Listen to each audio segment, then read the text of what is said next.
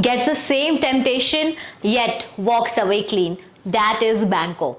So students often treat Banquo and Macduff simply as good men opposite Macbeth, but that's too shallow, right? Banquo, he represents moral restraint while Macduff represents moral justice and action.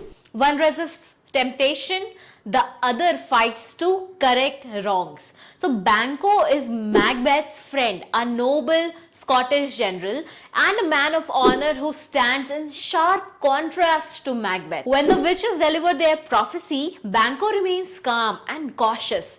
Unlike Macbeth, he does not allow ambition to control him. His response to the prophecy shows wisdom. He questions the witches instead of blindly trusting them. This reveals his balanced nature, curious but not reckless like Macbeth. So Banquo's most important trait is his moral strength. He also receives a prophecy that his descendants will be kings, but he chooses not to act through violence or betrayal. Instead of chasing power, what does he do? He stays loyal to Duncan and keeps his conscience clear.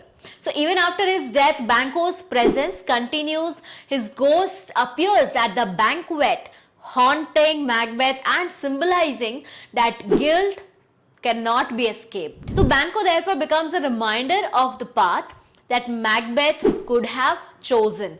Ambition with honor instead of ambition through blood. Macbeth rises through murder. Macduff rises through justice. So Macduff is a Scottish nobleman, brave, honest and deeply loyal to his country. So unlike many other lords, he refuses to obey Macbeth once he senses tyranny. Instead, he chooses to stand for justice. Macduff represents moral action. He does not just complain about Macbeth's rule, he takes steps to overthrow it. His decision to flee to England and join Malcolm, it shows his commitment to restoring rightful leadership. So Macduff's personal tragedy strengthens his purpose instead of weakening him. When Macbeth orders the murder of Macduff's wife and children, Macduff is completely shattered. Obviously, who won't be?